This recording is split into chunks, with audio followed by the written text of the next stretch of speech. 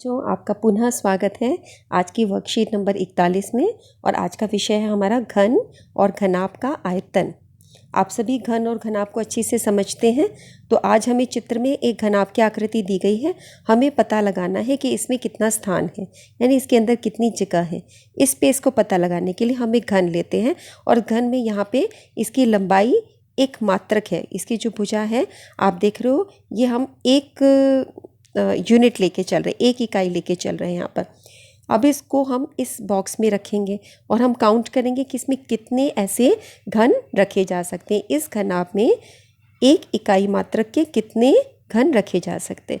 तो यहाँ पर आप देख रहे हो, ये अभी हमने थोड़ा सा डाला है, तो 1 2 3 4 5 5 यहाँ पर घन डाल दिए गए हैं लंबाई वाली जगह, और चौड़ाई वाली जगह 1 2 2 आ गए। तो 5 इधर आ गए, 2 इधर आ गए। आप देख रहे हो अभी ऊपर भरने की जगह है, यहाँ पर और भरा जा सकता है।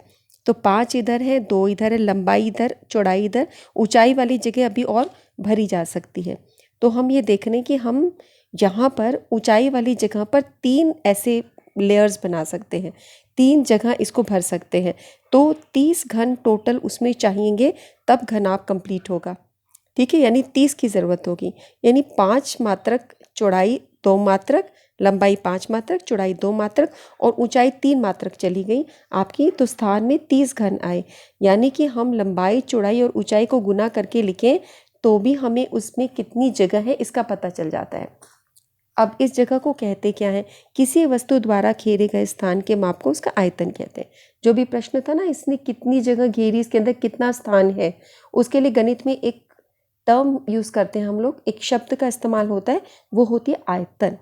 यानी कि हम ये भी बोल सकते थे कि उस घनाभ का आयतन कितना है। जो हमने पूछा उसके अंदर स्पेस कितना है, उसके अंदर स्थान कितना है, हम ये भी बोल सकते हैं उसमें कितना आयतन है। ठीक है, और हमने इसका उत्तर इस तरीके से निकाला, 5 गुना 2 गुना 3। तो अगर हम इसको किसी सूत्र में लिखना चाहें तो हमारा सूत्र रहेगा कि घनाभ का आयतन होता है लंबाई गुना चौड़ाई गुना ऊंचाई। ये उसकी लंबाई थी, आपने देखा, ये चौड़ाई थी, ये ऊंचाई थी। तो ये इसका सूत्र रहेगा। किसी भी घनाभ का आयतन आगे आपको निकालने को दिया जाए तो लंबाई को चौड़ाई से और ऊंचाई से गुना करोगे। और इसी प्रकार अगर घन का आयतन दिया जाए तो घन में आप देखते हो कि लंबाई, चौड़ाई, ऊंचाई तीनों एक जैसी ही होती है। तो हम इसमें भुजा गुना भुजा गुना भुजा लिख सकते हैं, या लंबाई गुना लंबाई भी लिख सकते हैं। और दोनों में उत्तर हमेशा क्यूबिक यूनिट्स में यानी घन मात्रक में आएगा। मीटर क्यूब, सेंटीमीटर क्यूब घन मात्रक रहेगा। आइए एक प्रश्न करते हैं। एक माचिस की डिब्बी है, इसका ये माप दिया गया है। ऐसी 12 डिब्बियों का आयतन कितना होगा?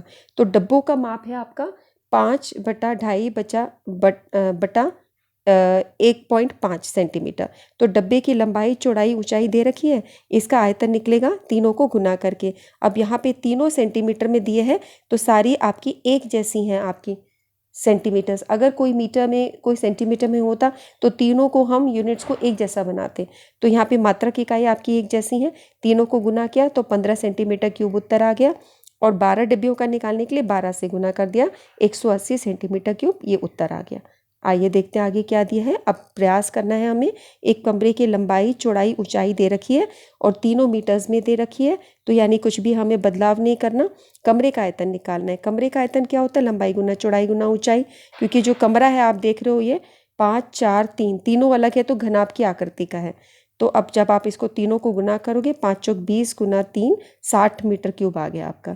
इसी तरह घन आकार का जब आप करोगे तो घन की भुजा दे रखी है, डब्बे का आयतन निकालना है। डब्बा आपका घन के आकार का है, तो घनाकार डब्बे का आयतन L गुना L यानी L क्यूब होता है। आप इसको जब ऐसे लिखते हो, ऐसे भी आप L क्यूब करते हो, और L क्यूब को खोलोगे तो L गुना L आएगा।